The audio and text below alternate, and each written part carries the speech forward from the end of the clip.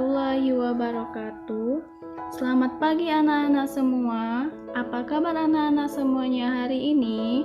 Semoga kalian semua selalu dalam keadaan sehat dan siap melaksanakan tugas IPA terpadu hari ini. Baiklah, bertemu lagi bersama Ibu Frika Yulia SPD di SMP Negeri 1 Sungai Lilin.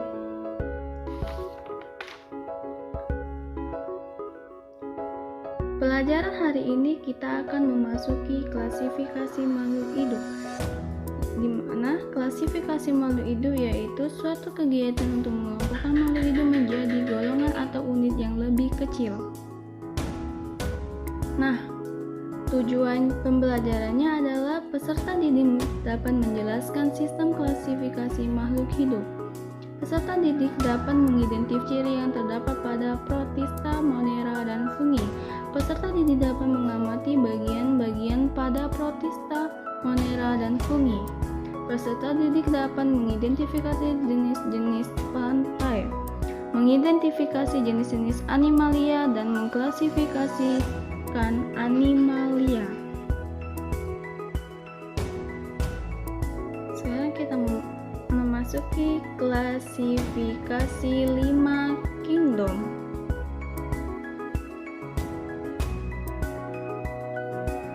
Nah, materi sebelumnya kita sudah mempelajari bagaimana cara mengklasifikasikan atau mengelompokkan makhluk hidup menggunakan klasifikasi dikotom dan kunci determinasi. Nah, anak-anak, materi sebelumnya juga kita sudah mengetahui bahwa makhluk hidup di dunia ini dapat dikelompokkan berdasarkan tingkatan-tingkatan tertentu yang disebut takson. Tingkatan yang paling terbesar disebut dengan kingdom ya. Selanjutnya, pada tahun 1969, seorang ilmuwan yang bernama Robert H. Whittaker mengemukakan sistem klasifikasi 5 kingdom. Dia mengelompokkan makhluk hidup yang ada di dunia menjadi 5 kelompok besar, yaitu yang pertama kingdom monera, yang kedua kingdom protista, yang ketiga kingdom fungi, yang keempat kingdom plantae, yang kelima kingdom animalia, di mana kelima kingdom tersebut diklasifikasikan berdasarkan karakteristik yang khas dari organisme yang menyusunnya. Nah, anak-anak, yang pertama adalah kingdom monera, di mana kingdom monera merupakan makhluk hidup yang paling sederhana yang ada di dunia. Nah, kelompok monera ini hanya dapat dilihat menggunakan mikroskop. Nah, coba anak-anak lihat di gambar. Selanjutnya, ciri-ciri kingdom monera. Yang pertama, makhluk hidup bersel satu uniseluler yang tidak memiliki membran inti atau prokariota. Yang kedua, umumnya berkembang biak dengan membelah diri. Yang ketiga, anggota kingdom monera meliputi bakteri dan ganggang biru.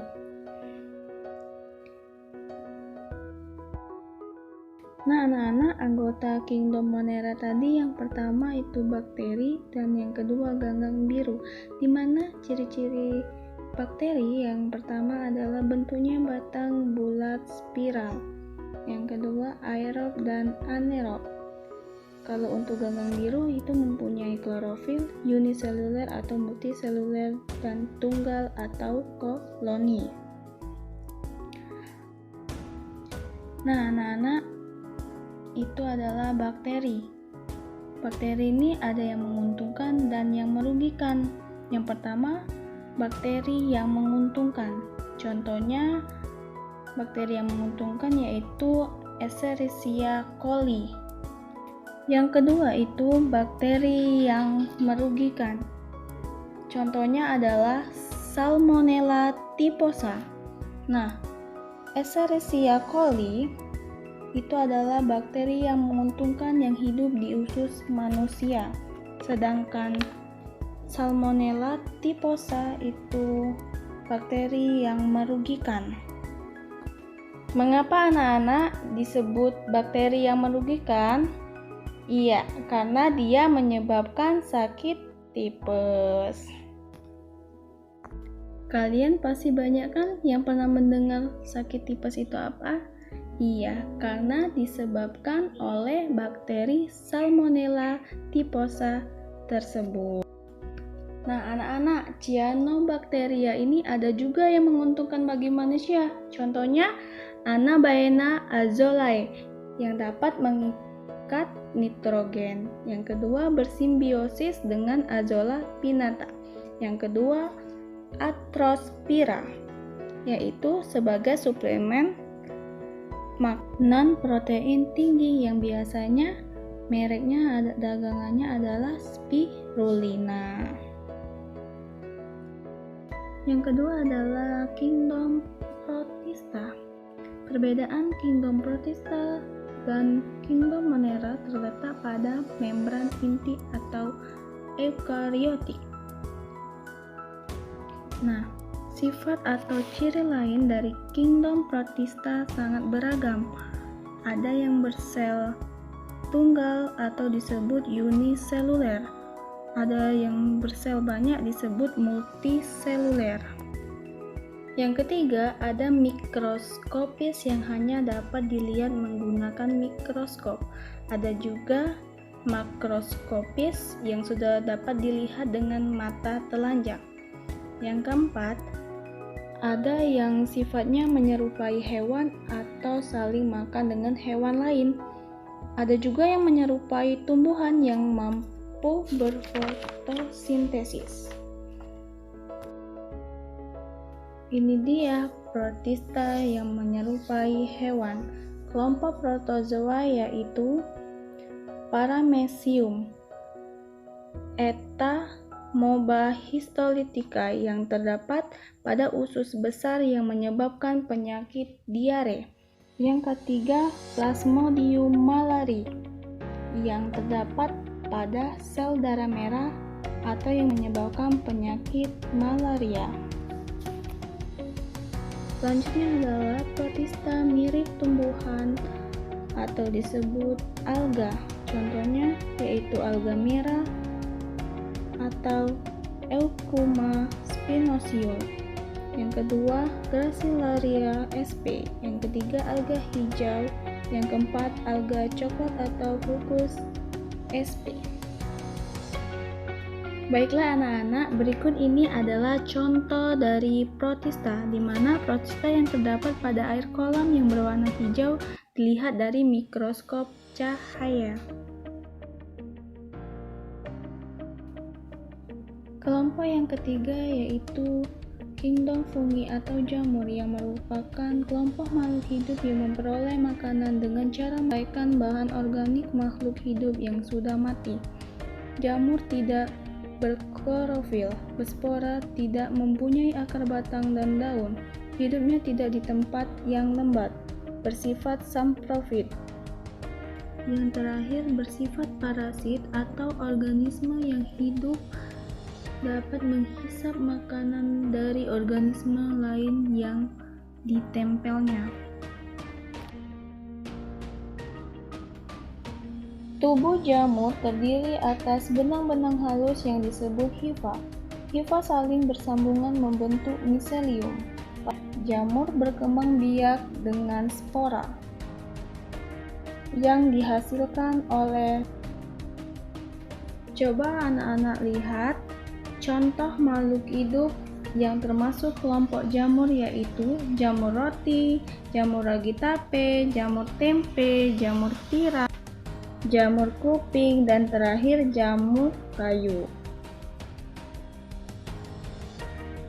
Selanjutnya, kelompok kingdom yang keempat, yaitu kingdom plantae, di mana tumbuhan berklorofil yang berfungsi untuk proses fotosintesis, yang bersifat autotrof, memiliki dinding sel yang tersusun dari selulosa, organisme eukariotik multiseluler, dan menyimpan cadangan makanan dalam bentuk alinium pati. Di mana kingdom plantae dibedakan menjadi 3. Yang pertama lumut, yang kedua paku, dan yang ketiga biji. Yang pertama lumut, ciri-cirinya memiliki akar, batang, daun bukan sejati. Yang kedua, akar lumut disebut rhizoid. Yang ketiga, belum memiliki berkas pembuluh. Yang keempat, berkembang biak dengan kawin dan tak kawin yang disebut metagenesis. Metagenesis ini artinya pergiliran turunannya, anak-anak.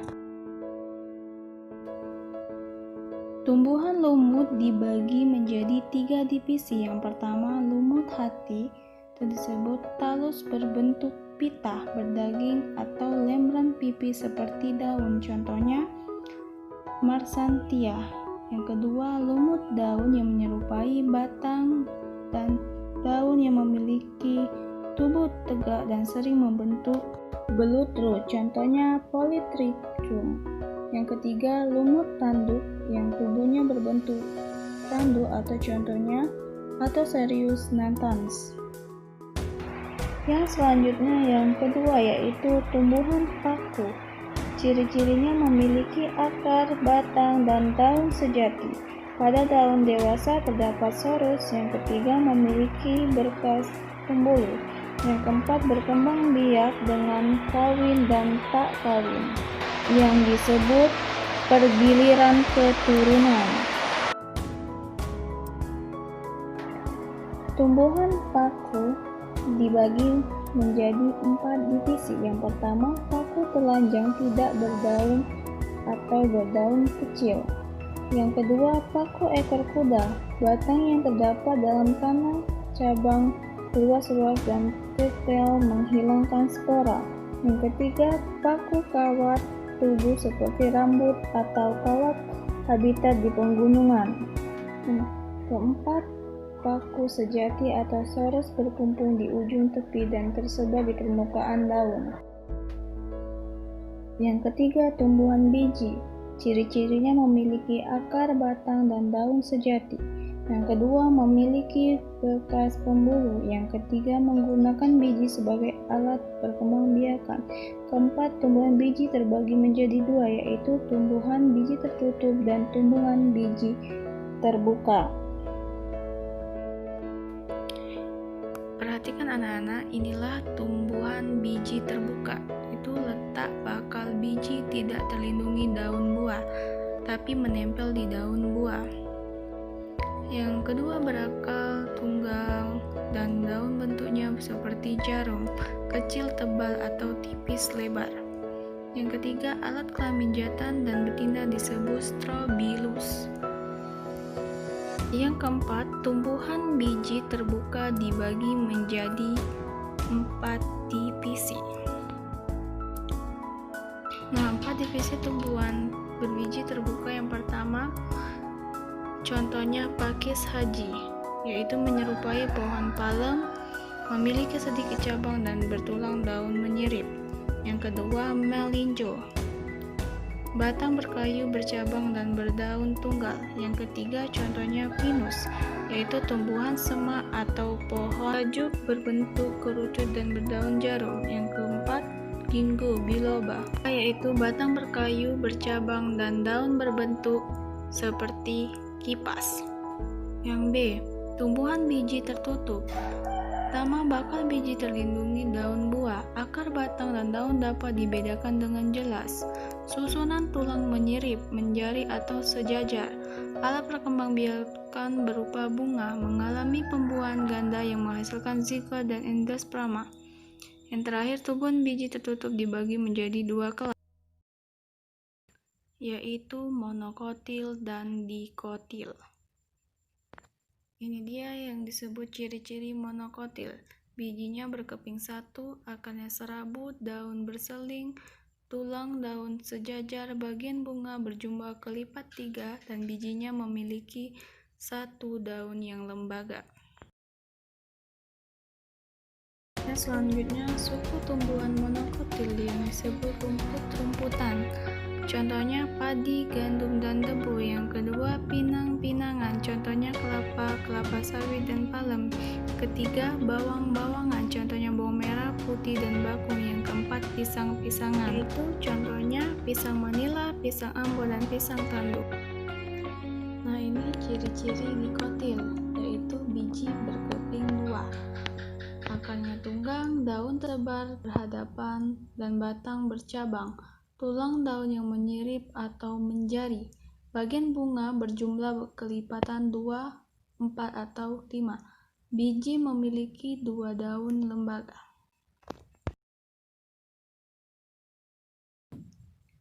Suku tumbuhan dikotil yaitu getah-getahan.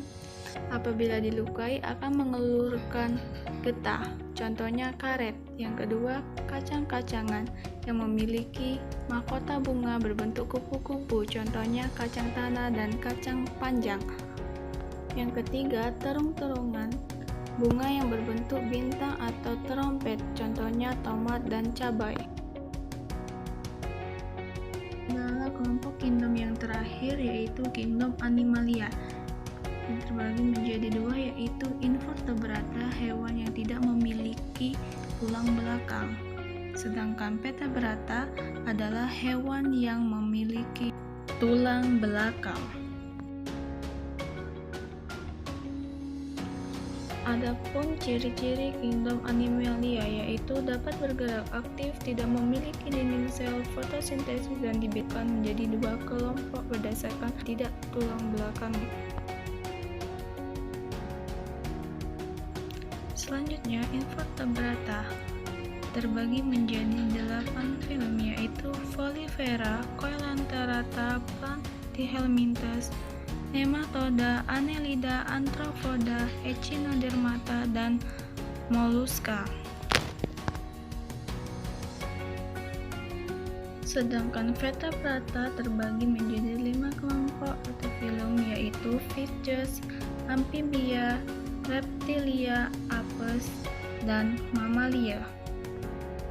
Baiklah anak-anak, kita sudah memasuki soal evaluasi, di mana kalian harus menyiapkan buku tulis dan kalian tulis dan jawablah di buku tulis. Buatlah nama, kelas, dan nomor absen. Setelah itu kalian foto dan kirim tugas IPA di Google Classroom seperti biasa. Mungkin ini saja anak-anak yang bisa Ibu sampaikan dalam pertemuan hari ini. Ibu ucapkan terima kasih. Wabillahi taufiq.